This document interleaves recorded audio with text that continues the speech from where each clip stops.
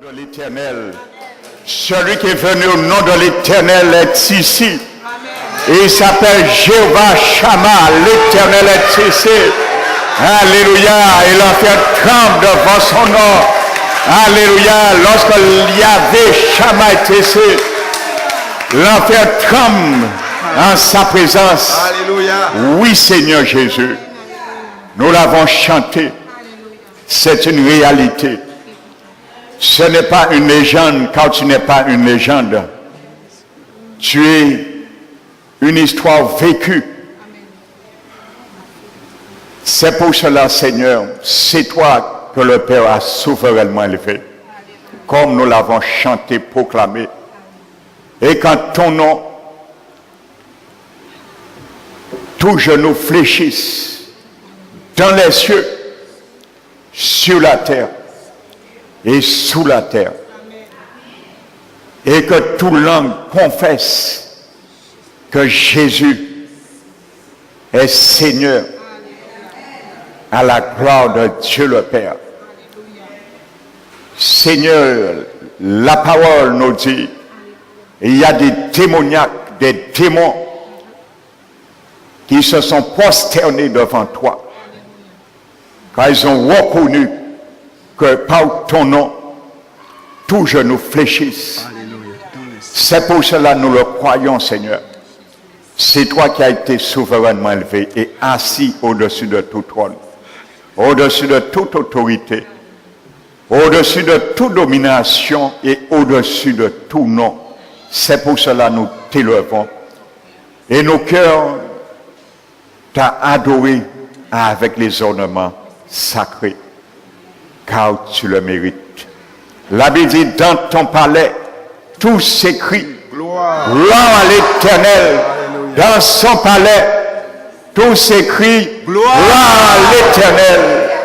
Seigneur, que ton onction qui vient d'en haut, massisse, repose sur moi ce matin, afin de communiquer ta parole, Seigneur. Je ne suis qu'un instrument que tu as choisi. Je ne puis que me réjouir en ta présence. Et dans cette faveur, cette grâce, Seigneur, que tu me donnes. Seigneur, dispose les cœurs. Dispose les cœurs. Donne-nous une pleine disposition de cœur, de pensée, pour comprendre, écouter et assister ta parole par la souveraineté de ton esprit. C'est pour cela que je lis dans le nom de Jésus-Christ toute autorité, principauté qui voudrait distraire les cœurs, les pensées dans ce lieu ce matin, au nom de Jésus. Père éternel, merci mon Dieu. Je m'abandonne, je me soumets sous tes mains toutes puissantes, afin que ton nom soit glorifié, Père. En Jésus-Christ, notre Rédempteur, nous t'avons prié et te remercions. Amen. Amen. Alléluia.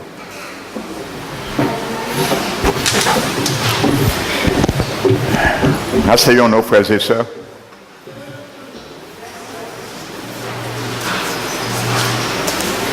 Salutations à tous ceux et celles que je n'avais pas saluées. Donc soyez les bienvenus ce matin dans la présence de notre Dieu. Amen. Donc ce matin, le Seigneur m'a mis à cœur de parler sur un thème que nous connaissions tous. Alléluia. Donc ce n'était pas ce sujet normalement. J'avais prévu ce matin. Mais le Saint-Esprit connaît toutes choses. Rien n'échappe à sa souveraineté. Donc avant l'enseignement que je vous avais promis, qu'il s'agira le combat est spirituel, nous allons parler avant cela de la foi. Alléluia. Par rapport à beaucoup parmi le peuple de Dieu, je ne parle pas ici seulement, mais d'une manière générale, qui sont réfractaires encore, qui ne croient pas encore tout à fait. Je ne dirais pas qu'ils ne croient pas. Ce serait m'avancer de leur dire. Je ne sais pas si ça arrive. Des chrétiens ne puissent pas croire à 100%. Je ne m'avance pas à leur dire. Mais je peux dire qu'ils ne croient pas encore souverainement, comme nous devons croire. Ça veut dire croire comme un petit enfant. C'est cette foi que ce matin, nous allons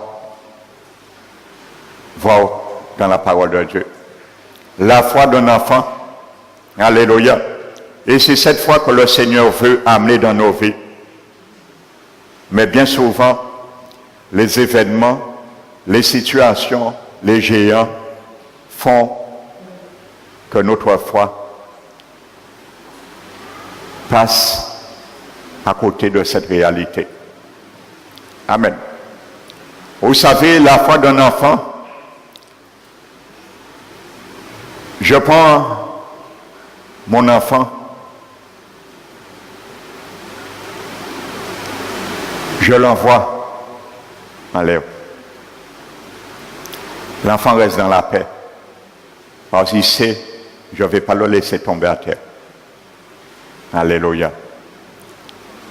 Donc c'est ça la foi. Je vais vous inviter, chacun de nous, à rentrer ce qu'on appelle la cartographie de la foi. Le thème sera la cartographie de la foi. Ce n'est pas la foi seulement, mais la cartographie de la foi. Alléluia. Pour entrer et voir à l'intérieur de ce qu'on appelle la foi. Afin que le diable ne peut plus nous troubler sur quoi que ce soit. Afin que le diable ne puisse nous retenir sur quoi que ce soit de nos bénédictions. Parce que l'abbé dit, manque de connaissance, mon peuple périt. Amen. Donc ce matin, beaucoup vont dire, mais c'est un sujet que tous les chrétiens connaissent. Nous connaissons tout cela. Peut-être cet enseignement fera la différence. Peut-être tu vas reconnaître, tu avais des choses que tu n'avais pas encore compris à travers la foi. Alléluia.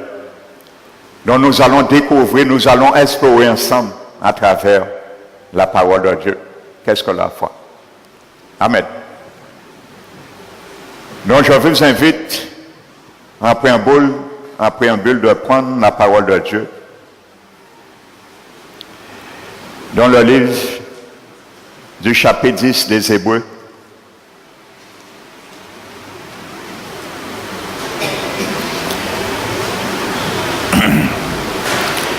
Et le verset 38. L'auteur des Hébreux a pris une parole de la bouche d'un prophète de l'Ancien Testament. Il s'appelle Habakkuk. Amen. Quand nous avons été sauvés par la foi, donc nous devons cheminer aussi par la foi. Vous savez, la foi, c'est une définition que je donne à la foi. C'est l'art de vivre dans le royaume de Jésus. C'est l'art de vivre dans le royaume de Dieu, car la foi est invisible. La foi n'est pas palpable. On ne peut pas toucher la foi, on ne peut pas voir la foi. On ne peut que la vivre. On ne peut que la réaliser et la comprendre. Amen. Le verset 38 nous dit, et mon juste, mon frère, ma soeur, ce matin, si tu es dans cette salle, tu es considéré comme un juste, sache quelque chose, une recommandation que l'Éternel nous donne. Et nous sommes justifiés par Jésus, dont nous sommes justes devant Dieu. Par notre propre œuvre que nous aurions faite, car nul n'est justifié par ses propres mérites, mais par grâce.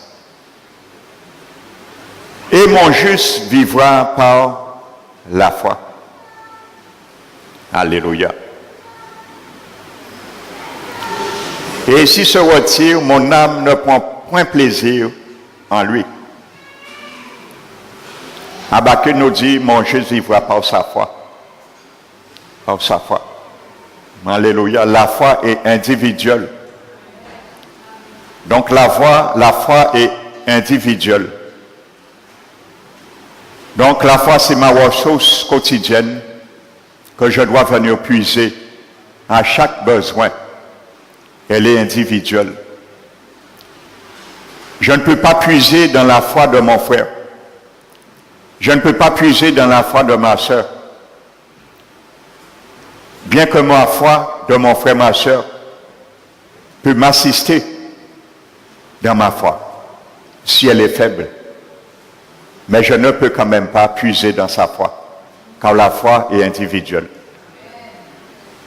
Parce que la foi, c'est un muscle spirituel dans mon esprit. Ce muscle se trouve dans mon esprit, dans ton esprit. C'est un muscle spirituel que je dois muscler. Donc ça demande du travail. Ça demande de la détermination. Donc si je suis paresseux, mon frère, ma soeur va muscler sa foi davantage que moi, parce qu'elle est individuelle. Alléluia. Donc mon juste vivra par sa foi. Amen. Premièrement. Donc mon frère, ma soeur, ça veut dire tout ce que tu vis sur cette terre comme passager et voyageur sur cette terre doit venir par et de ta foi. Parce que la Bible dit, mon juste vivra. Donc c'est là où de vivre dans le royaume de Jésus, la foi. C'est le moyen que Dieu nous a donné. Vous savez pourquoi? Parce que le royaume de Jésus est invisible pour l'instant. Il sera visible pendant les 1000 ans, bientôt. Mais à cet instant, le royaume de Jésus-Christ est invisible. Jésus a dit un jour à ses disciples, où est le royaume de Dieu? Où est le royaume de Dieu? Qui peut me répondre? La réponse que Jésus a dit à ses disciples. Et il a dit, le royaume de Dieu est en vous. Donc il est invisible. On ne peut pas le voir. Donc on peut le toucher par la foi. On ne peut pas le voir encore, mais on peut le toucher par la foi, parce qu'il est en nous, le royaume de Dieu. Amen. C'est la manière de vivre, c'est la manière de comprendre, c'est la manière d'appréhender des choses et de faire confiance. Donc il est en nous, ça, le royaume de Jésus. Il n'est pas physique. Il a dit, le royaume de Dieu ne vient pas pour frapper les regards. Amen. Mais il viendra un jour et il va frapper les regards. Ça oui. Parce que beaucoup qui l'ont refusé, ils ont tremblé, jour-là, et qui viennent juger. Alléluia. Le jour que les grumeaux de sang sont sortis dans les pores de Jésus, c'est une manifestation purement physique que la médecine a déterminée, qui est traduite par une force. La mesure, le degré le plus haut du stress. Et c'est ce qui a généré que Jésus, il y a du sang qui est sorti parce que Jésus craignait quelque chose. Il craignait quelque chose, l'enfer. Il ne craignait pas la mort. Parce qu'il savait, il avait dit, je donne ma vie, mais je la reprendrai. Il avait ressuscité des morts physiques, mais il ne craignait pas la mort, mais il craignait l'enfer, parce qu'il devait aller là. C'est pour cela la Bible dit. Alléluia. Mais ce jour du jugement, beaucoup d'hommes et de femmes vont connaître ça aussi. Parce que lorsqu'ils seront devant le Seigneur, ils sauront, il y a une seule chose qui les attend, c'est le jugement dernier, ceux qui l'ont refusé. Et il n'y aura aucun recours. On l'a qui subit ça, Jésus subit aussi. Alléluia. Amen.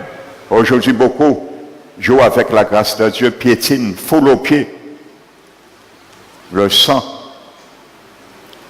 de grâce.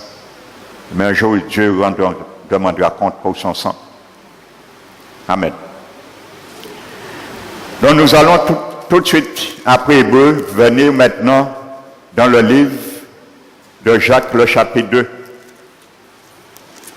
Chapitre 2, verset 26.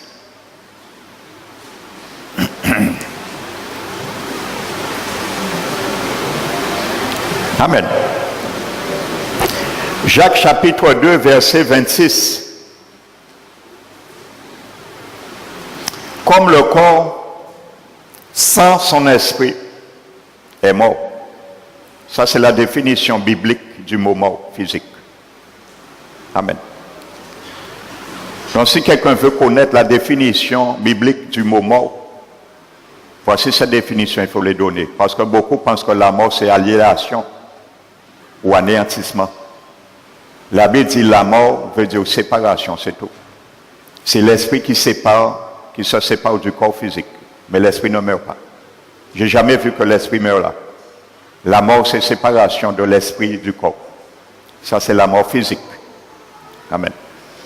Lorsque l'esprit quitte le corps, toutes les fonctions vitales du corps sont annihilées. Et la mort s'installe. C'est l'esprit de l'homme qui amène toutes les fonctions et anime toutes les fonctions vitales du corps physique. C'est pour ça que lorsque l'esprit de l'homme quitte le corps est sans vie. Il ne peut plus fonctionner. Alléluia. Et c'est pour cela, à la base, lorsque Dieu a soufflé l'esprit dans le corps d'Adam, à ce moment, le corps a pris vie. Et lorsque l'esprit quitte, le corps revient à son état initial. Il est inerte. Amen. C'est pour cela que la Bible ne parle jamais de la résurrection, ni de l'esprit et ni de l'âme, parce qu'il ne meurt jamais, mais uniquement du corps. C'est le corps qui revient un jour à la résurrection, mais pas l'esprit et l'âme, il ne meurt jamais. Amen. L'esprit et l'âme ne va pas à la tombe. Il va dans un lieu qu'on appelle l'au-delà. Ça, nous allons parler de ça pendant la Toussaint. Comment s'inviter du monde? Alléluia. Ils vont entendre un enseignement qui va frapper leur conception. Alléluia. Et ils vont comprendre que aïe l'imé bougie, les jours de la Toussaint pas servi à rien, absolument rien. Alléluia. Donc, comment s'inviter du monde pour le dimanche de la Toussaint? Amen. Donc la Bible dit maintenant, de même, une comparaison, la foi sans les œuvres, elle est morte. Amen. Maintenant, Dieu nous montre déjà, avant que je vienne vraiment sur la définition du mot foi, je n'ai pas encore donné la définition biblique du mot foi, mais la Bible nous dit déjà que la foi, c'est une chose. Mais pour l'entretenir, pour la muscler, il y a des œuvres à faire. Sans quoi, sans les œuvres, elle est morte. C'est pour cela que tout le monde dit en y foi. On leur dit, est-ce que vous avez accepté le Seigneur un jour dans votre vie? En y foi à moi. Donc, si c'est ça qu'on répond, ça peut prouver qu'on n'a pas ni foi à la Bible. Alléluia. Une telle réponse justifie, décrit qu'une personne n'a pas la foi qu'elle pense avoir. Alléluia. Cette personne a la même foi que les démons. La Bible dit, tu crois qu'il y a un seul Dieu et tu fais bien, parce que c'est vrai, il existe un seul Dieu et non deux dieux. Mais les démons aussi croient qu'il y a un seul Dieu. Ils croient l'existence d'un Dieu. Donc il y a une différence entre croire en Dieu et croire au Dieu. Tout le monde croit à l'existence d'un Dieu, mais tout le monde ne croit pas à Dieu. Ça, c'est deux choses différentes. Alléluia. Donc, la foi sans les œuvres, elle est morte. Pas les œuvres pour nous sauver. Comme on nous a appris dans la tradition. Les œuvres ne sauvent pas. Mais étant sauvés, il faut faire des œuvres pour traduire que nous sommes sauvés et pour rester sauvés. Amen. Les œuvres ne sauvent pas. Mais étant sauvés, nous devenons l'ouvrage de Dieu. Nous avons été créés en Jésus-Christ, car nous sommes l'ouvrage de Dieu pour de bonnes œuvres que Dieu a préparées d'avance pour nous afin que nous les pratiquions. Ça, les œuvres qui sont mises pour moi, le jour que Dieu me suscite la foi, sont là afin que je muscle et je développe ma foi. Amen. Donc, il y a des œuvres et nous allons voir des exemples. Qu'est-ce que les œuvres de la foi? Donc, ça veut dire de même que l'esprit, le corps est inerte et mort sans son esprit, la foi sans les œuvres, elle est morte aussi. Elle est une foi cognitive qui vient de l'intelligence et tout. Mais non une foi spirituelle qui vient de l'esprit. Amen. Comme on dit, la foi, c'est un sixième sens de l'esprit. Amen. Donc, la foi m'invite à faire des bonnes œuvres que Dieu a préparées d'avance pour moi, pour prouver que le jour où j'ai dit Seigneur, oui, par la foi, j'étais vrai avec moi-même et avec Dieu. Et sans les œuvres, en finalité, le Seigneur comprendra quelque chose, que le jour que j'ai dit oui Seigneur, j'étais pas vrai avec moi-même et ni avec le Seigneur. Et j'étais faux devant Dieu. Amen. Donc c'est les œuvres de la foi qui permettra au Saint-Esprit de Dieu de nous moduler, de nous orienter dans le salut que Dieu nous a donné. Amen. Donc c'est ça qu'il faut comprendre. De même que les fonctions vitales s'arrêtent lorsque l'esprit se sépare. Si les œuvres que je dois faire se séparent un jour de la foi, tout ce que les promesses que Dieu a mis à ma disposition, à ta disposition aussi, s'arrêtent pour moi aussi. Je ne pourrai que les regarder. Amen. Je ne pourrai que regarder la main de Dieu qui est suspendue pour me tendre quelque chose par sa grâce. Mais je ne pourrai pas avoir la capacité, la force de sauver ma main par la foi et prendre ce que la main de Dieu veut me donner. Je vais regarder en suspens. Je ne pourrai rien faire d'autre que regarder. Amen. Parce que ce que Dieu met, sa main est là, nous devons le prendre par la foi. Et la foi, mon frère, ma soeur, c'est ce potentiel que Dieu nous donne, cette aptitude de pouvoir quitter le monde naturel et rentrer dans le troisième ciel et prendre nos bienfaits, nos bénédictions. C'est la foi qui nous permet de quitter ce monde naturel et avec notre esprit de nous servir là-haut. C'est pour ça, ni mon âme, ni mon corps ne peut rentrer là. Uniquement mon esprit qui est esprit. Alléluia. Je peux rentrer là par mon esprit et prendre ce que Dieu m'a donné déjà par la foi. C'est la foi qui permettra à mon esprit d'entrer dans le troisième ciel, dans les lieux célestes où Jésus m'a mis lorsqu'il m'a ressuscité, t'a ressuscité ensemble avec lui. Il nous a mis là. C'est que par la foi, on peut aller là. Amen. La Bible dit, nous sommes assis dans les lieux célestes. Et nous pouvons aller là, physiquement. Est-ce que Dieu ment? Non. Comprendre et connaître ce fait, c'est par la foi. Nous devons le reconnaître. Amen. Donc parfois la foi cause parfois des difficultés et c'est normal. Parce que si je donnais tout sans la foi, il n'y aurait plus de foi. Et nous sommes des petits mondes chétifs. Alléluia. Paresseux. Ça nous aurait permis de faire de l'économie, de la prière, du jeûne, ainsi de suite, dans l'étude. Ça nous aurait rendu paresseux. Parce que Dieu toujours cabaye. depuis nous demander Kaba, peu importe la circonstance à Kaba, non. Il y a des circonstances, nous allons voir, nous devons défier. Amen. La foi nous demande parfois à défier les circonstances, à faire bouger les circonstances, parfois. Alléluia. À bousculer les choses parfois. Quand parfois il y a des géants, il faut nous bousculer. Yo. La foi nous demande parfois à avoir de la violence, pas humainement, physiquement. Pour bousculer mon nom. La violence dans nos cœurs. Alléluia. Pour saisir, comme cette femme, un jour, 12 ans, elle perdait du sang. Elle s'était déjà ruinée. Elle a vu toutes sortes de médecins. Peut-être elle était déjà désespérée. Mais avec Jésus, l'espoir refleurit. Avec Jésus, le lumignon s'enflamme de nouveau. On reprend goût. Et un jour, elle a raisonné en elle-même.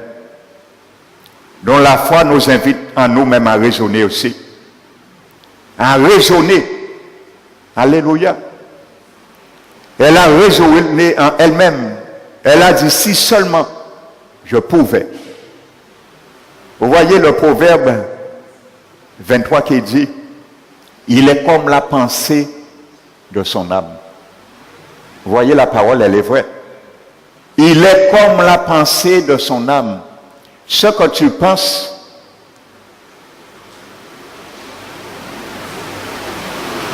dirige, détermine tes actes, et tes actes déterminent ta destinée. C'est ce que cette femme a fait. Elle a mis en valeur le proverbe 13, 23, ou 13, je crois. Et elle a pensé en elle-même, si je pouvais seulement toucher le pan de la robe de Jésus, je serais guéri. Personne ne m'a dit, touche le pan de la robe de Jésus, tu seras guéri. Et il n'y avait aucune parole qui était écrite. La Bible n'existait pas à l'époque. C'était des rouleaux. Au temps de Jésus, les Juifs avaient quand même l'Ancien Testament qu'on appelait la Septante, qui avait été traduit, c'est la traduction grecque de l'hébreu, qui s'est fait 300 ans avant Jésus. Mais le Nouveau Testament n'existait pas. Il n'y avait pas d'écriture qui disait, qui inspirait et qui dirigeait cette femme à toucher le pan de la robe. Jésus n'a jamais dit à quiconque dans la foule, suivez-moi, celui qui touche le pan de ma robe en premier sera guéri. Mais elle a raisonné en elle-même. Elle a déclenché quelque chose en elle-même. Elle a esquissé un schéma en elle-même. Parce qu'elle connaissait, elle avait déjà vu, entendu et discerné qui était Jésus. Amen. Tout était possible à Dieu. La foi peut amener ce qui n'existait pas. Ce qui n'existe pas encore, tu peux l'amener. Et c'est l'objectif de la foi. Amener ce qui n'existe pas encore. Nous allons le voir. Et la Bible dit, cette femme, elle a pensé, qu'est-ce qu'elle a fait?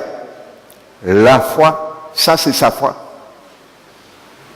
Mais si elle était restée au niveau théorique, pensée, intellectuelle, elle n'aurait rien vu. Amen. Il fallait accomplir les œuvres de cette pensée. La foi sans les œuvres, elle est morte. Donc, elle a mis en action et elle a touché le pan de la robe de Jésus. Et elle a été guérie. La foi sans les œuvres, elle est morte.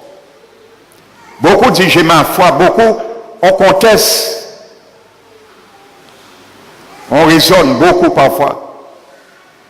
Mais devant le fait, bien souvent, on trouve léger dans la balance de l'éternel, dans la balance de la foi. Amen. On dit c'est au pied du mur qu'on voit le maçon, la foi c'est pareil. C'est dans les épreuves qu'on voit qui a la foi ou pas. C'est dans la souffrance qu'on voit qui a de la foi ou pas. Lorsque tout va bien, on ne peut pas parler de foi. Il n'y a rien à démontrer. Il n'y a rien à bousculer. Il n'y a rien à déclencher. Il n'y a rien pour faire bouger la main de Dieu. La Bible dit la prière fervente du juste fait mouvoir la main de Dieu. Déplacer la main de Dieu. C'est ce qu'Abraham un jour a fait. Enfin, Dieu l'a fait grâce, il n'a pas su le faire. Bouger la main de Dieu. Retirer un jugement, ça veut dire, dans la main de Dieu. Nous pouvons retirer un jugement dans la main de Dieu, frères et sœurs, par la foi. Alléluia. Lorsque l'Éternel nous cherche à nous tenir en brèche pour une situation parfois, lorsque nous plaidons, nous nous mettons en brèche, nous pouvons retirer un jugement dans la main de Dieu par notre foi. Nous pouvons mettre notre foi pour des situations, nous pouvons mettre notre foi pour quelqu'un en intercédant aussi, oui. Mais je dois vivre individuellement par ma foi. Amen. N'oubliez jamais ça. La foi, c'est ta ressource, mon frère, ma soeur, c'est ma ressource quotidienne. Amen. Et c'est pour cela que le diable vient pour voler notre foi. Devant une situation, le diable est là pour voler notre foi. Parce qu'il sait, sans les œuvres, la foi, elle est morte. Donc le diable, voilà, il s'est tiré les œuvres de la foi pour nous pas accomplir et nous pas ni rien. Parce que tout ce qu'on a, c'est par foi. Alléluia. Le salut Dieu nous a donné. Nous l'avons eu par la foi. Il fallait croire. Il acceptait. Amen.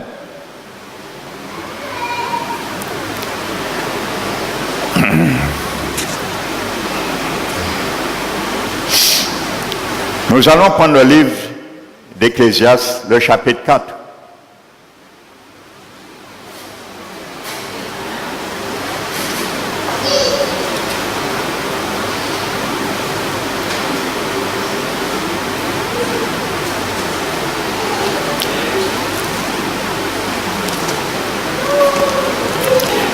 Le livre d'Ecclésiaste, le chapitre 4. Nous allons partir sur cette base.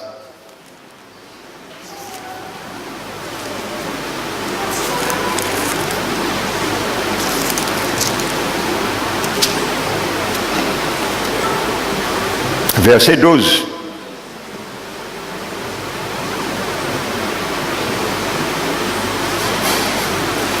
Verset 12.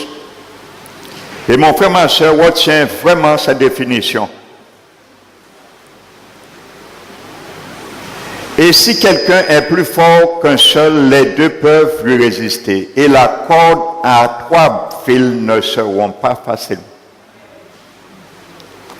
La corde à 3 fils, 3 brins, ne seront pas facilement.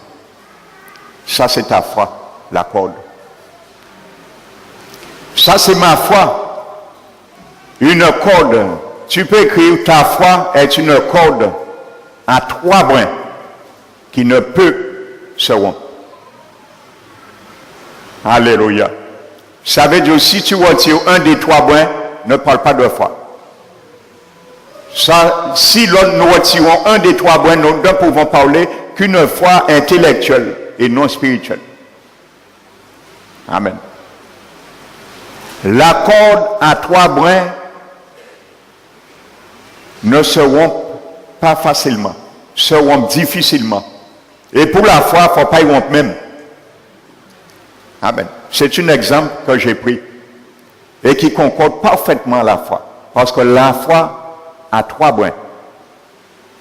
Donc la foi est une corde à 3 brins. Et tu vas comprendre pourquoi les 3 brins ne se rompent pas facilement. Premier brin. Donc ta foi est une corde à 3 brins. Premier brin.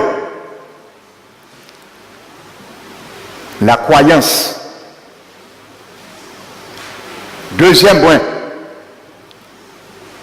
La confiance. Et troisième brin. L'obéissance.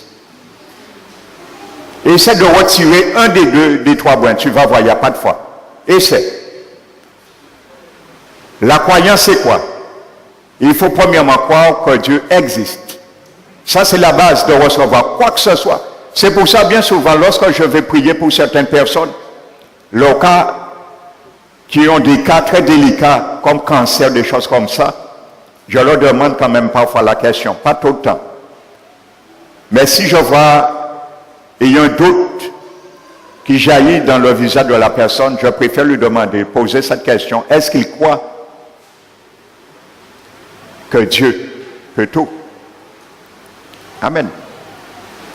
Parce que la Bible dit,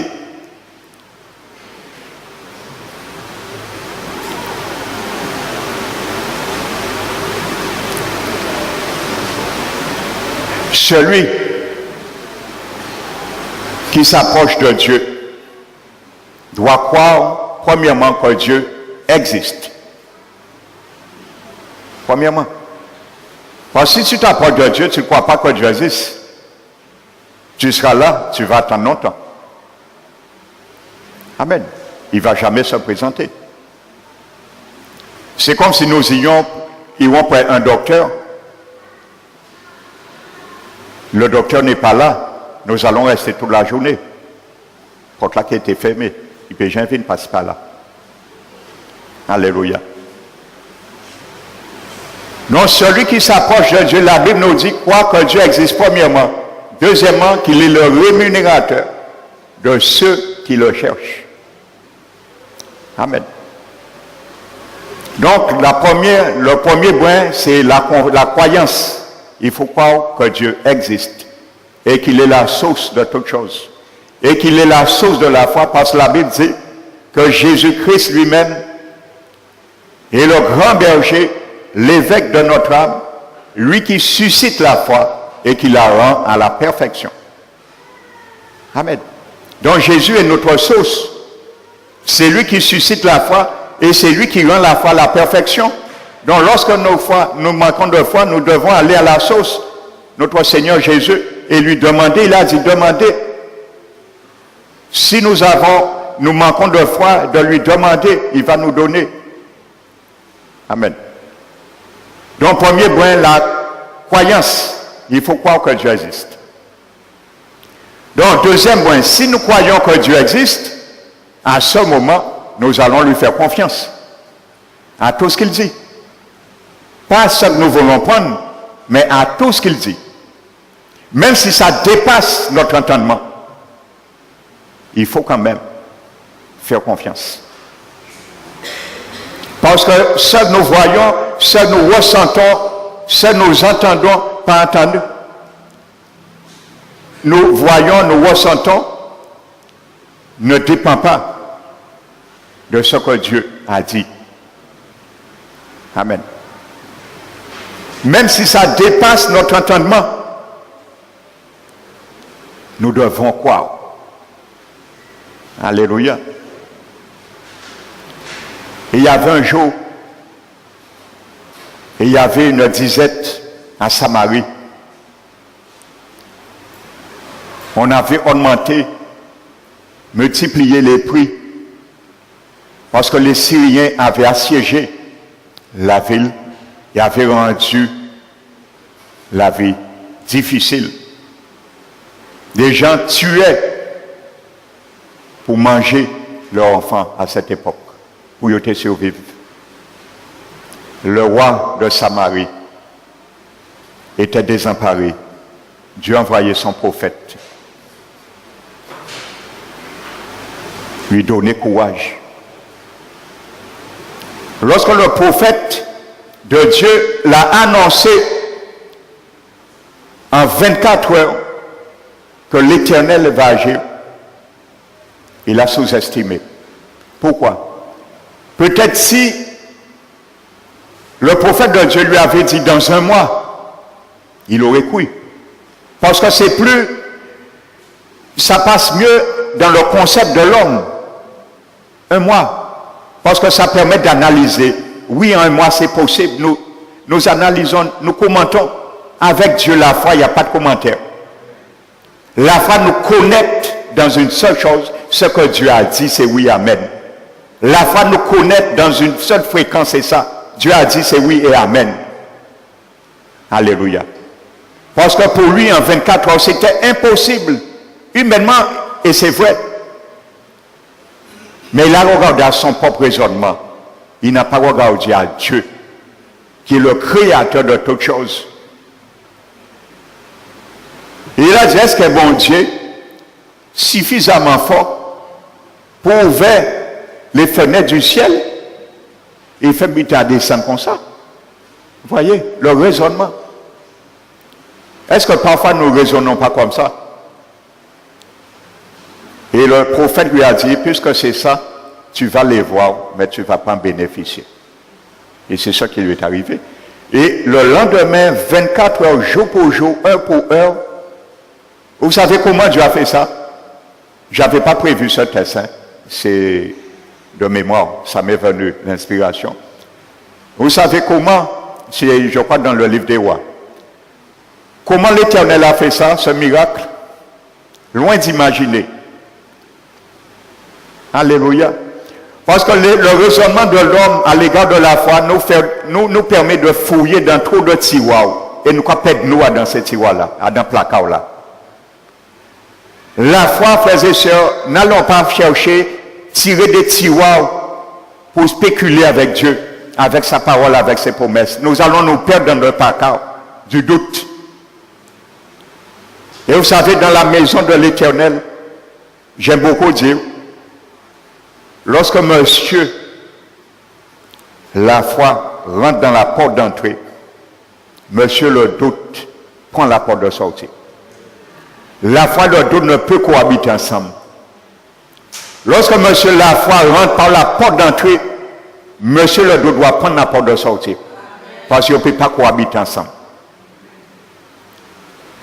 La cohabitation, la foi et le doute amènent l'incrédulité.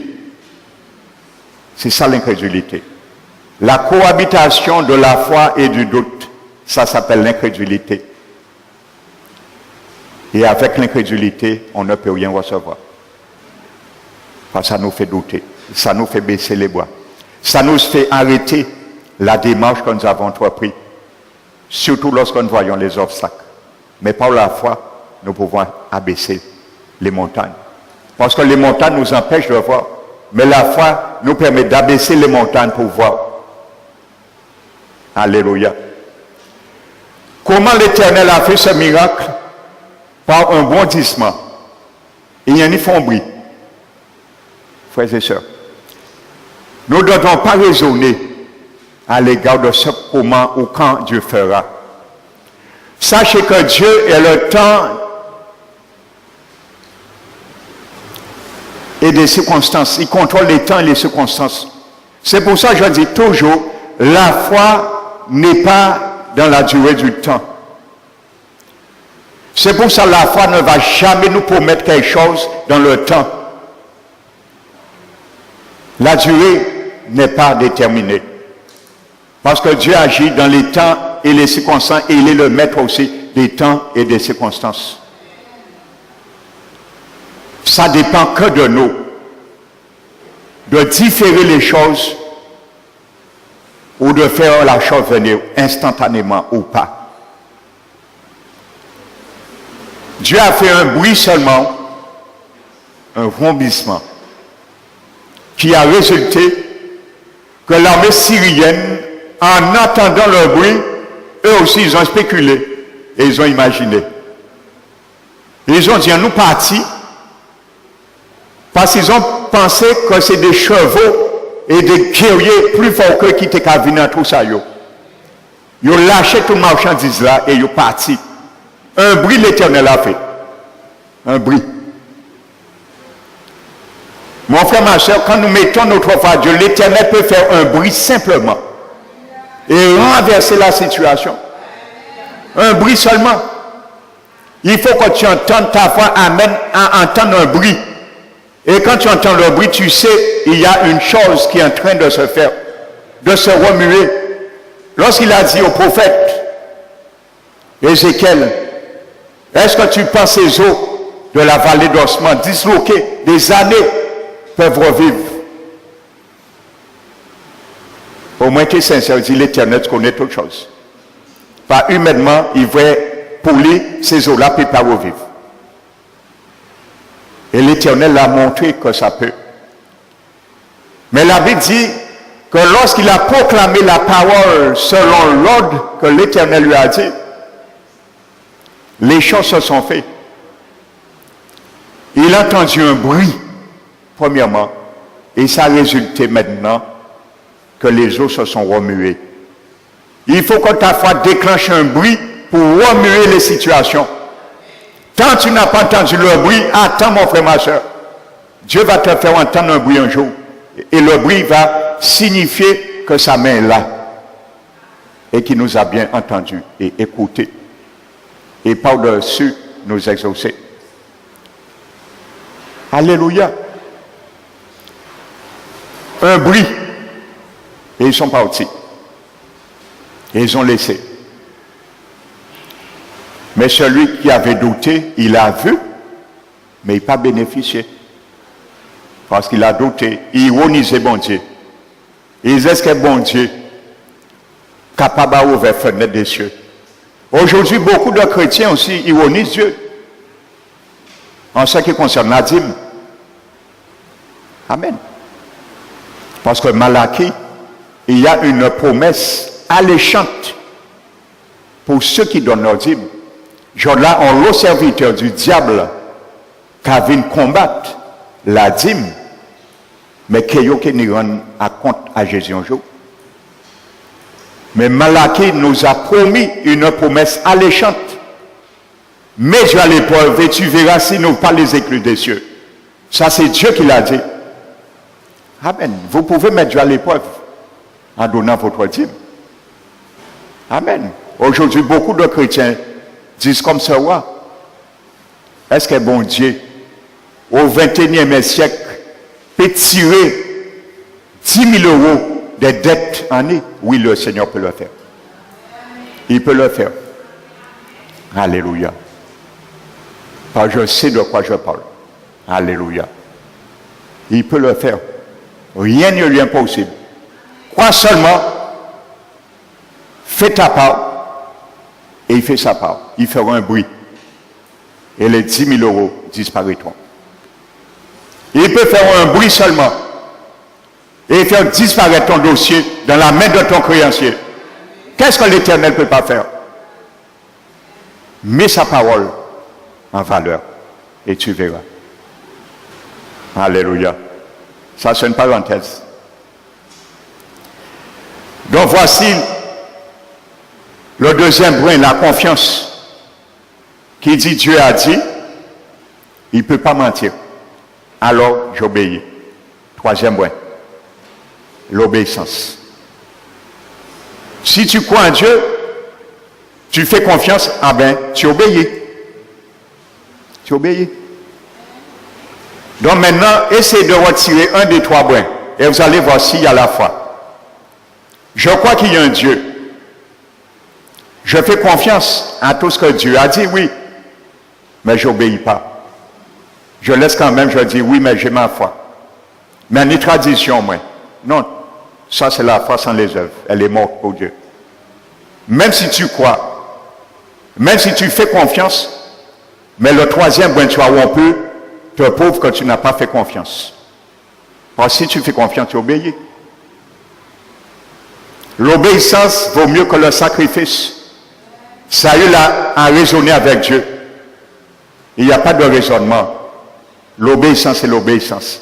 L'inverse de l'obéissance, c'est la rébellion. Et la rébellion est aussi coupable que la divination.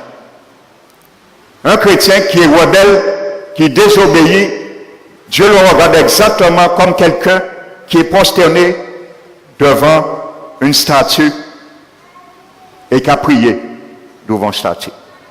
Dieu le voit la même chose. La rébellion est aussi coupable devant Dieu. Et la rébellion, c'est la désobéissance à l'égard de la parole et leur confiance envers Dieu. Alléluia. Donc c'est pour ça qu'on ne peut prétendre avoir la foi de la Bible et enlever un brin. Ça ne tient pas.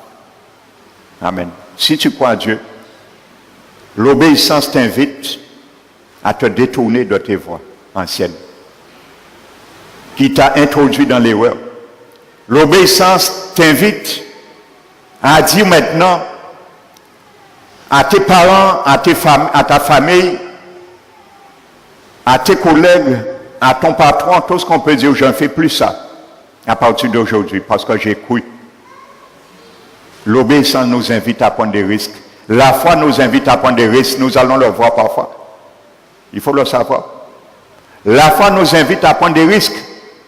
Parfois. Il y a un risque aussi dans la foi. Dans les 3 brins, frères et sœurs, n'oubliez jamais ça, Ecclésiaste 4, 12. Ta foi est une corde à 3 brins. Si tu veux tester ta foi, mon frère, ma soeur, si je veux tester ma foi chaque jour, faire l'inventaire, regardons si nous continuons à croire en Dieu toujours. Si nous continuons à lui faire confiance à 100% toujours, et si nous sommes toujours obéissants à l'égard de ce qu'il nous dit, qu'il nous promet et nous demande. À ce moment, nous pourrons dire, j'ai une faiblesse là, il faut que je me ressaisisse. Il faut que je m'aligne de nouveau. Et revenir à la foi primitive. Amen. La plupart des chrétiens qui ont fait une vraie conversion, je dis bien, parce qu'il y a beaucoup de fausses conversions, son cœur a été vraiment touché. Les premiers jours, la foi est un zèle de la maison de l'Éternel qui dévore nos vies. On aurait fait tout ce que Dieu nous demande. On aurait donné le même jour peut-être notre vie pour quoi que ce soit. Parce qu'on est embrasé par le feu de la foi qui est entre nous. Mais l'entretenir, c'est autre chose. Amen. Nous devons être ce sacrificateur journellement pour alimenter l'autel sans cesse qui était demandé au sacrificateur. La loi réclamait qu'il ne devait jamais laisser le feu s'éteindre sur l'autel des holocaustes dans les parvis. Le feu devait être resté allumé 24 heures sur 24 heures. Qui tenait sacrifice, qui pas tenir, le feu devait rester 24 heures sur 24 heures allumé. Amen. La foi, c'est un feu aussi qui doit rester 24 heures allumé dans nos vies. Amen. Alors comprenez le sacrificateur, les Lévites qui administraient le sacerdoce, qui tenait neige, qui était qu'à faire fouette, fouette débouillé, ailleurs chez bois, pour alimenter l'autel. Ça ne devait pas s'éteindre. 24 heures sur 24 heures. Amen. Donc notre foi doit être comme ça. Doit être l'autel que l'Esprit de Dieu embrase quotidiennement dans nos vies. La flamme de vivre pour le Seigneur.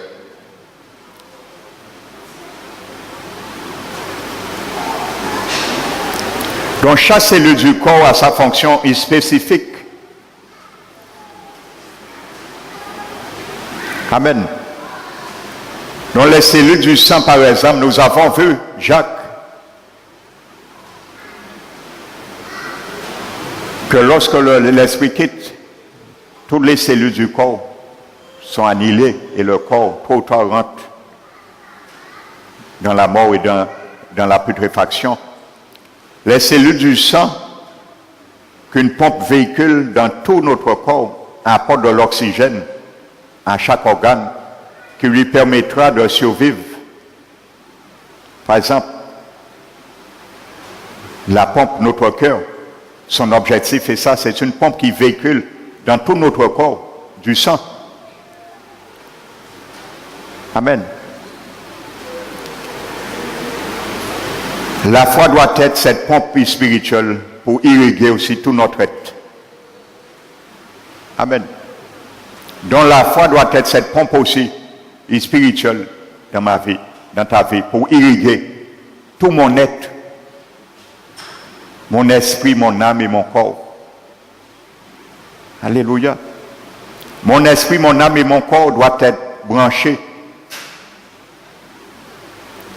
dans cette pompe qui est la foi et irrigués aussi avec les ressources de la foi pour m'amener à faire les œuvres.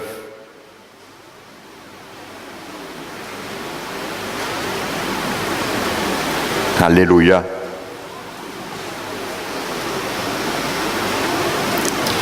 Maintenant, le mot foi est utilisé dans le Nouveau Testament 150 fois. Et dans l'Ancien Testament, encore davantage. Dans le mot foi, dans le Nouveau Testament, on le trouve 150 fois, et dans l'Ancien encore plus, davantage. Mais il y a un seul verset dans la Bible, à travers tous ces passages qui parlent de foi, il y a un seul verset qui définissent qu'est-ce que la foi. Et nous allons le voir maintenant. Alléluia. Ce sera notre verset pivot. D'où notre foi, la définition de notre foi va s'articuler.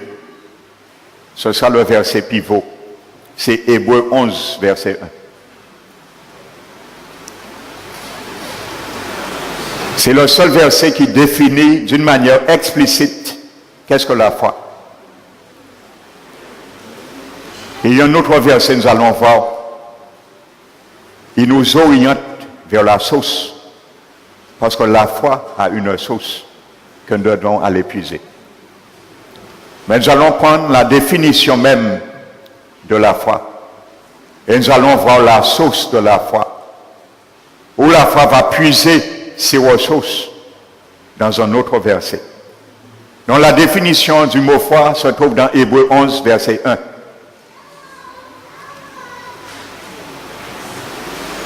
Voici la définition de la foi. Nous avons vu, c'est une corde à 3 brins. Maintenant, la définition. À 3 brins. À cette fois, à 3 brins.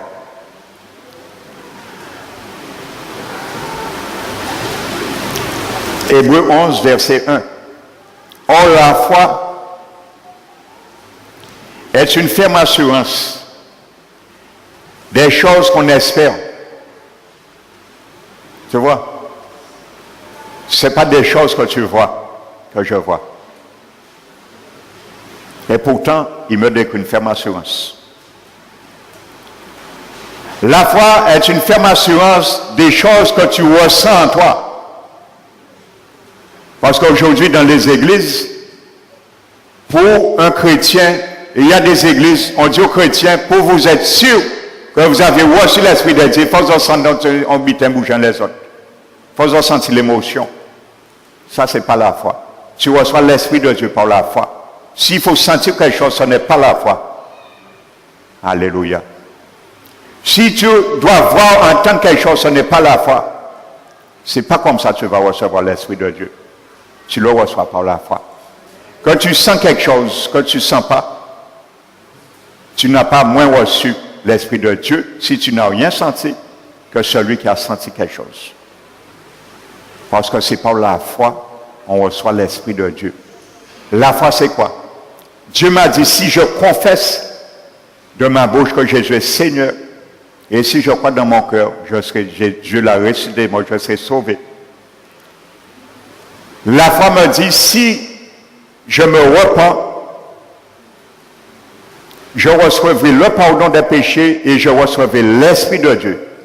Je m'arrête à ça. Parce que demain, si bon Dieu dit moi, en parmi l'Esprit qui peut dire, Seigneur, tu n'as jamais dit, il faut que je sente quelque chose pour être sûr que j'ai reçu l'Esprit de Dieu. Amen. Aujourd'hui, il y a des églises, on enseigne aux gens que tant vous n'allez pas parler en langue, vous n'avez pas reçu l'Esprit de Dieu. C'est anti-biblique. Ah bon, j'aimerais ça dans la Bible. Eh oui, il y a des églises aujourd'hui. Il y a dit les chrétiens mortifiés, il y a fait nous faire un genre de pèlerinage. C'est une forme de pèlerinage pour obtenir un butin. Pèlerinage, il y a fait mon marcher ces journaux, saigner journaux devant la Vierge. Entre parenthèses, parce que son démon, il a crié la Vierge. Marie. À part la Marie de la Bible, son démon, non, c'est Marie. Et donc aujourd'hui, il y a fait des chrétiens dans l'église Seigneur fait pèlerinage pour recevoir l'Esprit de Dieu. Continue à prier. Jeune, tant que tu ne parles pas en langue, tu n'as pas encore reçu l'Esprit de Dieu. Ce n'est pas la foi.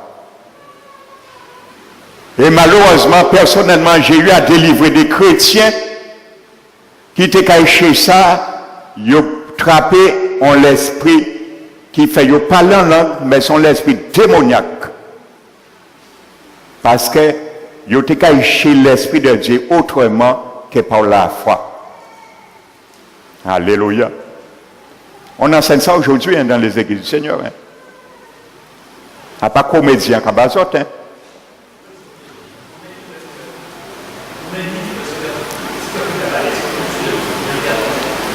Amen.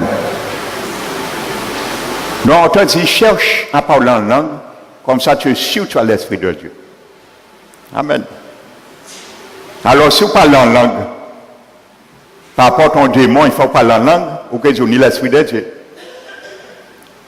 Mais tu parles en langue, qui m'a dit que c'est l'Esprit de Dieu que tu as reçu? Parce que tu ne l'as pas reçu par la foi. Tu l'as reçu par quelque chose que tu voulais sentir. Or, la Bible te dit, la foi est une ferme assurance des choses qu'on espère. Tu espères quoi? L'Esprit de Dieu? Attends-la par espérance. Parce que c'est par la foi que tu la reçois.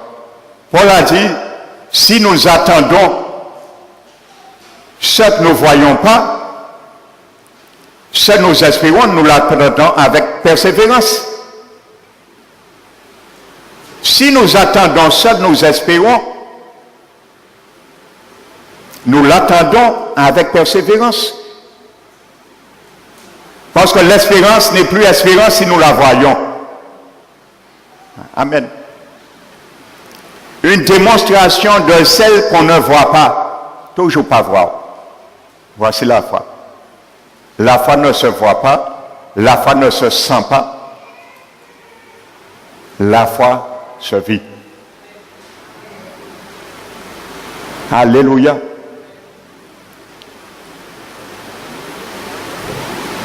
Donc voici la définition de la foi. Amen. La définition de la foi. C'est une ferme assurance des choses qu'on espère. Une démonstration de celles qu'on ne voit pas. Amen. Et nous allons rester sur cela à travers des exemples. Amen. Nous allons décortiquer ce verset. Le mot assurance dans l'hébreu, c'est le mot hypostasis, qui est traduit dans ce verset par assurance. L'étymologie de ce mot est composée de hypo, qui veut dire sous, hypo-sous, et de stasis, qui veut dire tenir. Voici ce que ça veut dire le mot assurance. Il est composé étymologiquement de deux mots qui veulent dire sous et se tenir. Ça veut dire la foi, mon frère, ma soeur, ma foi, ta foi, te fait te tenir sous quelque chose. Et il y a quelque chose qui est au-dessus de toi. Une autorité. Et il t'invite à te tenir sous cette chose. Se tenir sous. Amen. Et nous allons voir sur quoi nous devons nous tenir. Et la foi me tient tous les jours de ma vie sous cette juridiction. Alléluia. Quand la chose est au-dessus de moi, une autorité, hypostasis, se tenir sous. Amen. Alléluia. Premièrement, c'est ce que ça veut dire le mot assurance. Donc je me tiens sous un fondement. Je me tiens sur une chose donnée. Ça veut dire sûr qu'elle existe objectivement et qu'elle deviendra subjectivement. C'est ça que ça veut dire. Je me tiens sur un fondement. Et mon frère, ma soeur, tant que tu n'as pas vu la chose espérée, reste sur le fondement.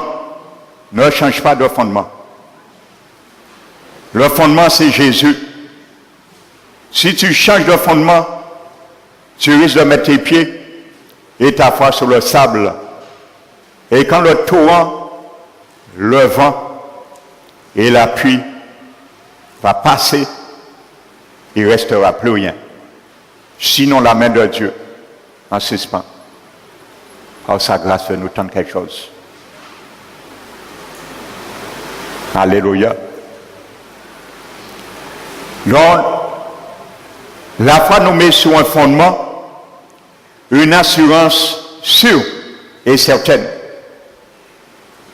La foi nous met sur le roc, la pierre angulaire qui est Jésus lui-même, le fondateur de son Église. La foi nous met sur ce fondement.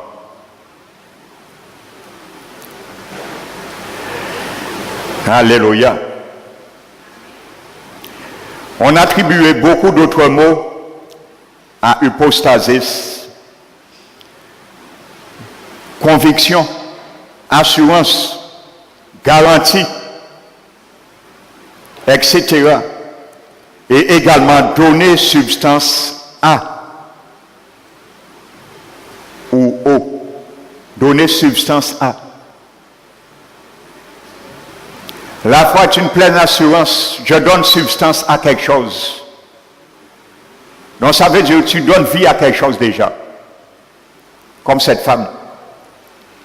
Cette femme a donné substance à quelque chose qui n'existait pas. Elle n'avait ni lu, ni entendu. Simplement ce qu'elle a cru en elle. Elle s'est fait violence. Elle a donné vie, substance à ce qu'elle croyait et elle a obtenu. Alléluia. La femme qui a touché le pan de la robe de Jésus. Amen. Donc si nous mettons la corde à 3 brins,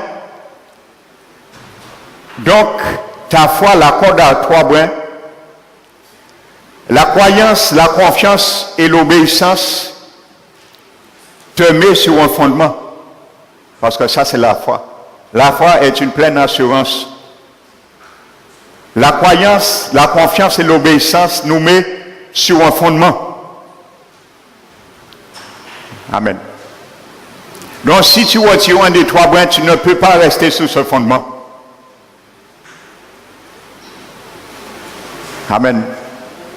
Parce que si nous ne restons pas obéissants, nous allons sortir sur le fondement. L'obéissance nous met sur le fondement. Il nous invite à rester là. Habakkuk a dit, si la bénédiction tarde, reste comme un sentinelle, prosté à ton poste de garde et attends. Il a dit, la bénédiction n'arrivera jamais. Il a dit, oui, elle arrivera certainement. Mais il a dit, attends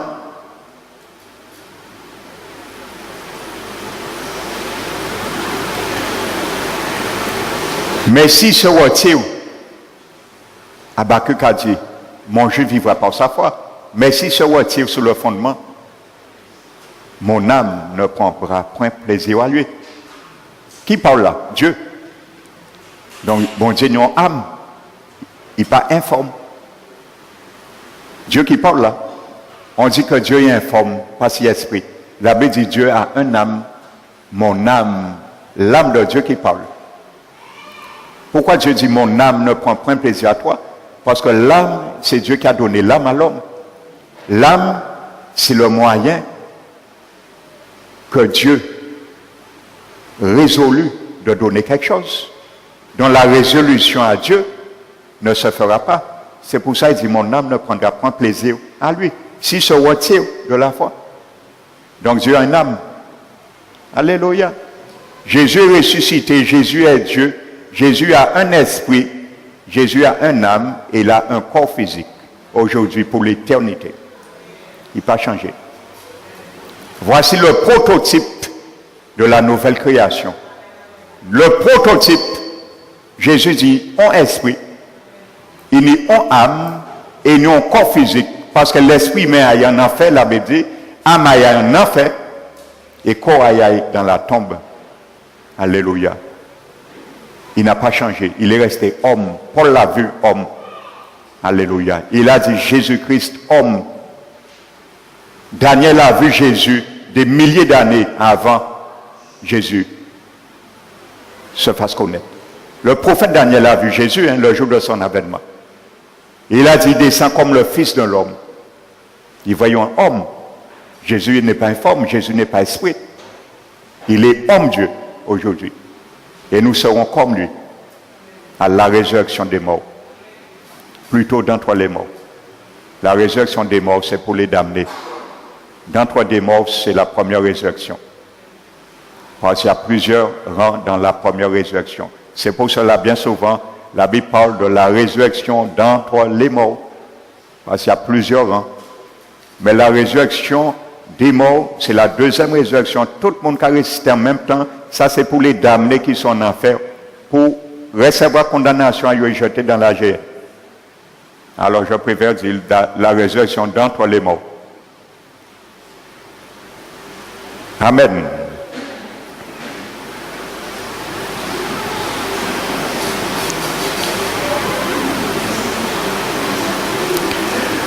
Donc c'est un peu ça.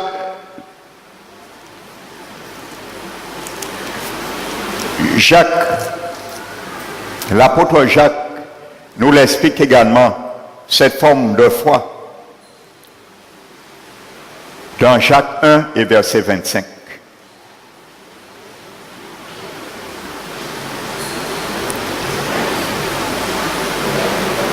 Vous voyez, la foi sans les œuvres, elle est morte.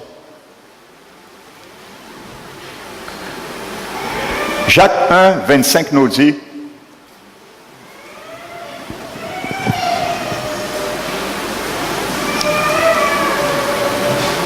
avant de prendre Jacques, prenons Romains 10. Nous allons à la source maintenant de la foi.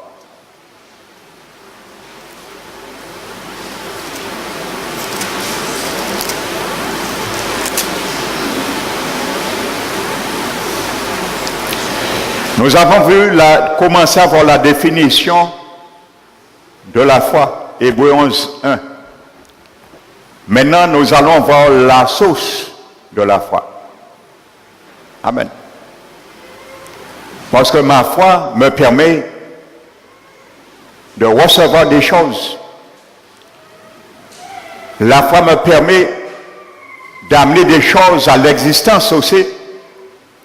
Mais ces choses que j'obtiens, je reçois ou j'amène à l'existence viennent d'où?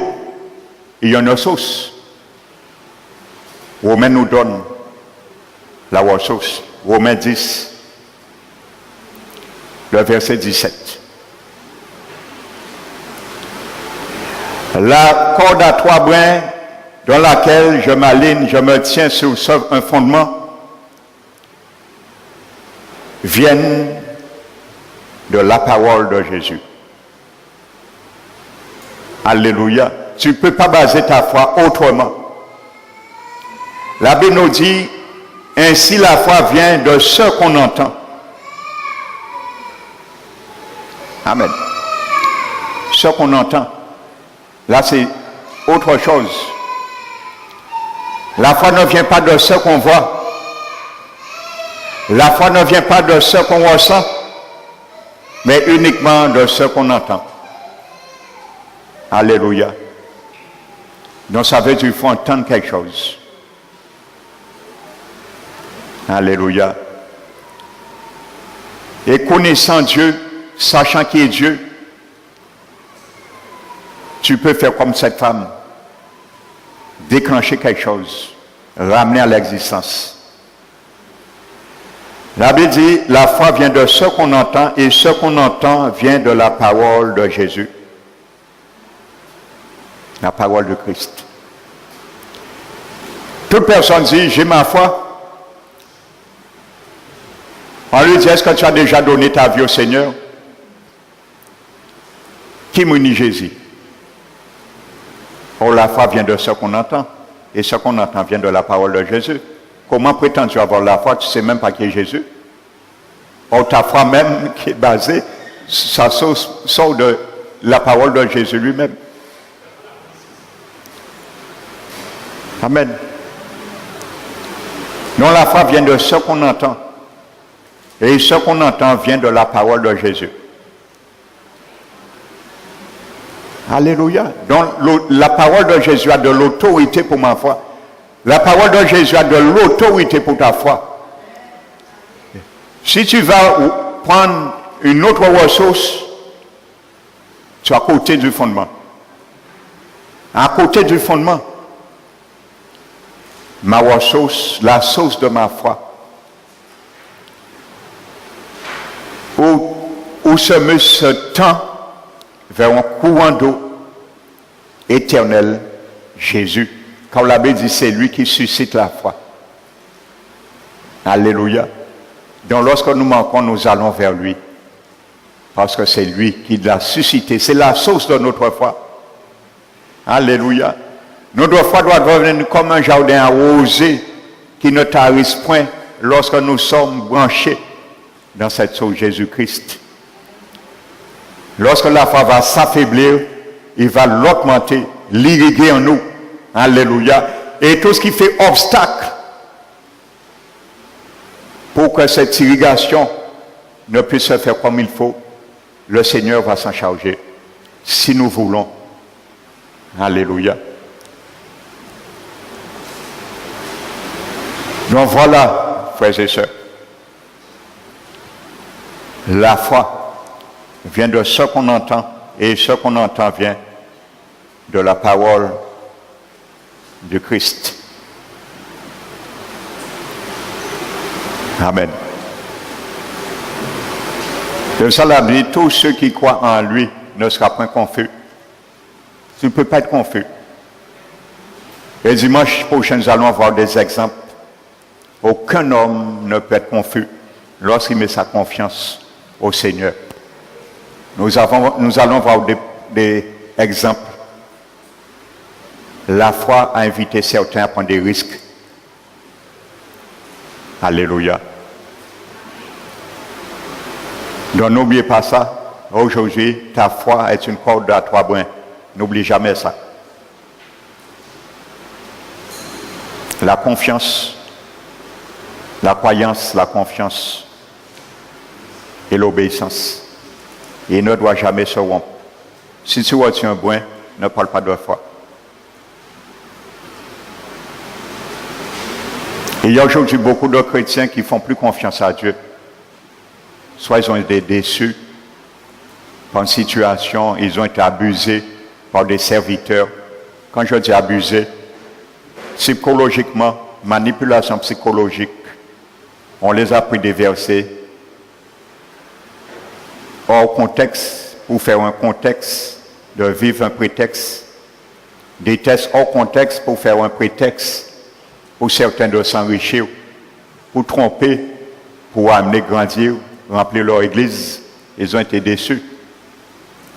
Et qui parmi nous qui n'avons pas été déçus? Aujourd'hui, ils sont là et ils disent, j'ai ma foi. Je crois non. Parce que tu ne fais plus confiance à la parole de Dieu. La parole de Dieu t'invite à te relever. Donc si tu ne te relèves pas, tu ne peux plus parler de foi. Ta foi est en train de s'éteindre. Amen. La Bible dit la foi sans les œuvres, elle est morte. Alléluia. Et malheureusement aujourd'hui, de plus en plus, je le dis, ouais. On présente beaucoup d'évangiles de facilité aujourd'hui. Même on entend dans la radio, et ça m'indigne un peu. On entend des croisades d'évangélisation qui se font. On invite aux gens, on prend la parole, venez, Jésus délivre, Jésus guérit. Jésus chasse les démons, venez, vous qui êtes chargés, fatigués, Jésus vous donne du repos. On prend les passages pour attirer du monde. On commande des passages que Jésus a chassés, a délivré quelqu'un qui était oppressé par un démon. On vous dit Jésus va vous délivrer. Mais malheureusement, lorsque les gens se donnent au Seigneur, il y a parce qu'il y a assurance. La foi vient de ce qu'on entend. De la parole de Jésus, c'est Jésus bien sûr qui l'a dit. Mais lorsqu'on fait les gens accepter le Seigneur, malheureusement dans ces églises, ils ont menti bayo.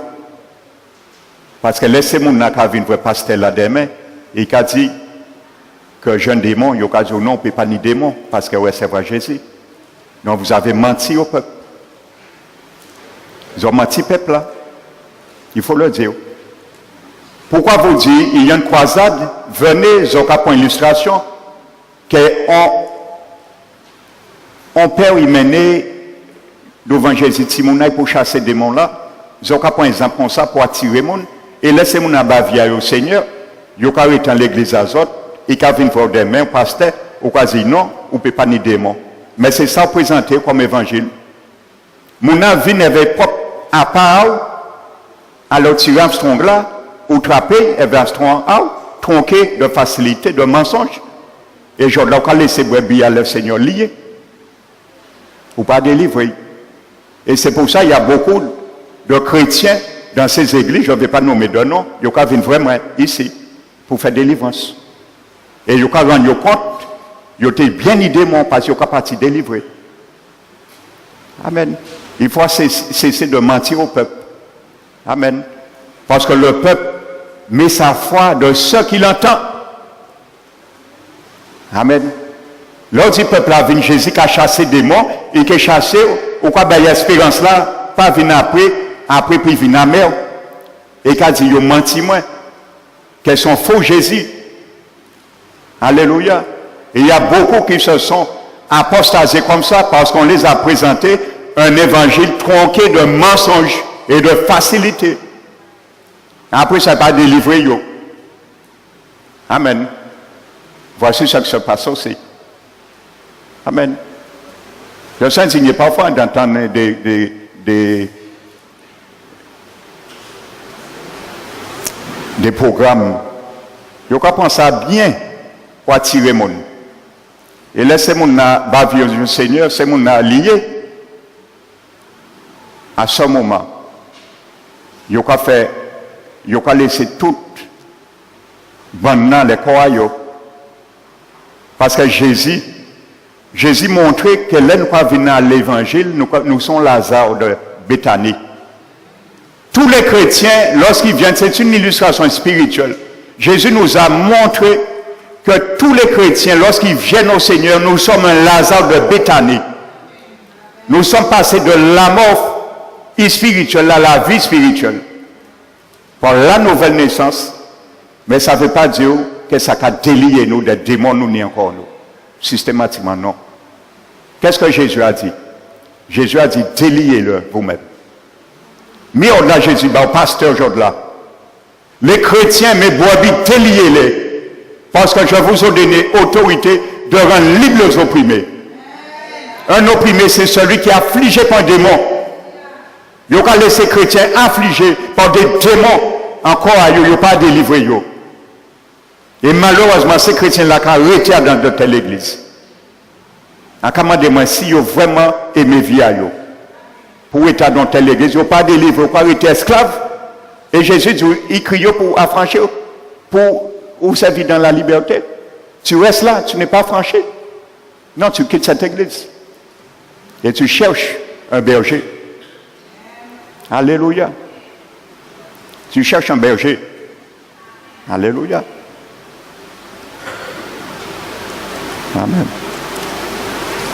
Il y a quelqu'un qui est venu me voir, 6 mois, il cherche une délivrance. Aller dans son église, 6 mois, il n'est pas un vrai pasteur. Je dis, mais ce n'est pas votre pasteur. Il dit, oui. Je dis, non, ce n'est pas votre pasteur. Tu es dans une église, 6 mois, tu as besoin de délivrance, tu n'arrives pas à voir ton pasteur. On dit, pas pasteur, excusez-moi. Pas pasteur. 6 mois, par ici, pour délivrer, je ne sais pas ton pasteur. Cherche un autre pasteur. Tu t'es trompé peut-être d'adresse. Ce n'est pas le berger que Dieu t'a donné. Cherche un berger. Alléluia, je le dis. Hein. Peut-être on l'a pasteur peut aimer moins en siècle là, ça, mais ça n'a pas failli. Depuis Jésus aimé moins, ça a compté. Parce que Jordan qui dit vérité. Il y a trop de choses maintenant qui se font dans le peuple de Dieu. Il y a trop de serviteurs prétendant être bergers. Ils ont laissé le peuple là lié, ils ont laissé le peuple là dans des situations, ils n'ont pas secouru en faveur à peuple là. Amen. La Bible, Jésus l'a dit, hein, il a dit le berger donne sa vie pour ses brebis. Amen. Il donne sa vie pour l'église, pour ses brebis. Amen. Non, c'est une parenthèse. Je ne sais pas pourquoi l'Esprit m'a dit de le dire, mais j'ai profité de souligner ça. Parce que c'est des choses qui se font. Amen. Venez, oui, bon Dieu qui a guéri, qui a délivré, qui a chassé des démons. Oui. Dans la croisade, Dieu va montrer des signes, parce que c'est des signes pour attester le ministère de Jésus. Il y a des prodiges, des miracles. Ce sont des signes. Mais après, si mon n'est pas délivré, il y aura vu au Seigneur. Jésus dit maintenant, je vous reçois tel que vous venez à moi. Amen. Alors ça veut dire, si un chrétien vient, il n'en est ou qu'il refuse aussi dans l'église là alors. Or Jésus dit, venez à moi tel que vous êtes. Fatigué, chargé, je vais vous donner du repos. On vient charger, nous quand nous presser, nous charger, nous suicidaires. Jésus là, nous quand chez repos, il n'y a pas de nous-mêmes. Il y a qu'un péché Jésus dans nous repos là. Amen. Je sais ce que je parle, hein, parce que j'ai déjà fait beaucoup de délivrances, des gens qui sont venus, qui étaient soi-disant purement malades physiquement. Mais par le discernement du Saint-Esprit, Dieu m'a fait voir, ce n'était pas des maladies physiques, c'était des esprits qui étaient affligés ces mondes-là. Et ils se sont rendus compte de l'évidence. Ils étaient ruinés via eux avec des médicaments qui ne tenaient rien à voir, et ça y est. Alléluia. L'autre jour, un jeune homme est venu pour son oreille qui était infectée. C'est un esprit qui affligeait l'oreille de ceux. C'est un démon. Il n'était pas malade. Son démon, il était qu'affligeait les oreilles. Il infectait l'oreille du jeune homme. Amen. J'ai chassé cet esprit. Et l'enfant était guéri. Amen. Donc il faut faire le travail du Seigneur dans l'église. Bon Dieu dit, nous guérir les malades, chasser les démons. Nous panier, prendre procuration, de dire que l'homme vient au Seigneur, démon là, qu'à partir tout seul. Et quand je vais amener l'enseignement après celui-là, vous allez bien comprendre ça. Parce que là, je vais insister. Et je vais donner des témoignages à l'appui sur mon propre ministère. Amen. N'a pas habité un temps ou en Lyon, en propre ministère en moi, je vais donner des témoignages. Des choses que moi j'ai découvertes avec le Saint-Esprit. Dans le ministère de la guérison et de la délivrance. Pour dire pas parole en l'air qu'habiter. Alléluia. De plus en plus, c'est inquiétant. Le peuple de Dieu est troublé dans les églises. Et je l'ai dit, peut-être ça va choquer. Aujourd'hui, dans les églises du Christ, il y a beaucoup de démons. L'église a rempli de démons au dernier siècle, il faut le dire. Parce que si nous sommes dans l'église, ils viennent au Seigneur, ils ont tenu des liens, si ils n'ont pas délivré, c'est 100 démons qui sont en l'église là. Et ils ont bien fait œuvre dans la vie à ces mondes-là. Et ils volent la bénédiction, ils volent, leur but c'est voler la bénédiction, voler la santé, voler l'épanouissement de quelqu'un. C'est leur but. Ils n'ont pas ni point d'autre but. Et tant qu'ils ont été en nous, je leur dis, hein, les démons qui ont quitté comme un seul moment, les gens morts. Parce que les démons pas été en chair putréfiée. Ils ont quitté, ils ont en notre case. En notre case. Ou bien le jour que Jésus viendra, notre corps sera transmuté. Là, il peut obligé de partir. Mais en attendant, Dieu nous a donné une autorité de les chasser. Nous n'y autorité là. Utilisez le nom de Jésus. Utilisez. Amen. Que le nom du Seigneur soit béni et glorifié. Nous allons tenir debout, frères et sœurs. Oui.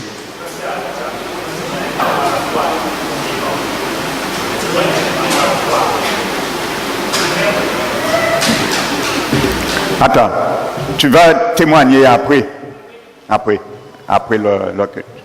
D'accord. Nous allons nous tenir debout.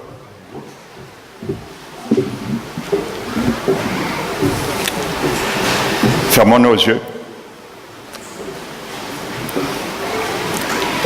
Père très saint, merci mon Dieu. Merci ce matin pour l'assistance de ton Esprit Saint parmi nous, mon Dieu. Merci Seigneur de nous réveiller ce matin par l'objectif de la foi que tu as mis en nous. Quand tu as dit Seigneur, si nous nous retirons dans cette foi sur le fondement que tu nous as établi, ton âme ne prend point plaisir en nous, mais nous voulons que ton âme Seigneur continue à prendre plaisir en nous. Quand nous sommes tes ambassadeurs, nous sommes tes représentants sur terre. Car si ton âme ne prend plaisir à nous, de qui prendront plaisir? C'est pour cela que nous voulons rester. Nous voulons rester à toi, attachés à toi, Seigneur. Attachés à toi qui est le seul Seigneur, qui a la vie, les paroles de l'éternité. Afin de manifester, Seigneur, ta grandeur dans nos vies. Seigneur, merci, mon Dieu. Merci pour tes conseils, merci pour ces inspirations. Et merci surtout, Seigneur, à ces trois brins que tu as mis en nous. Permets que notre foi soit liée toujours à ces trois brins, Seigneur. Et apprends-nous, Seigneur, à marcher vraiment par la foi. Et non par la vue, Seigneur, par ce que nous voyons ou ce que nous ressentons. Mais purement par ta parole, Seigneur. Apprends-nous, Seigneur, à être maître et gérant de toute parole, Seigneur, que nous lisons dans ta parole. Et qui émane, Seigneur, une promesse à notre égard. C'est de ça, Seigneur, nous serons victorieux. C'est de la sorte, Seigneur, nous pourrons, Seigneur, faire toutes les situations, faire les circonstances fléchir devant nous et aplanir nos sentiers. Seigneur, ce matin, nous te remettons. Je te remets, Seigneur, la foi de chacun de nous ici.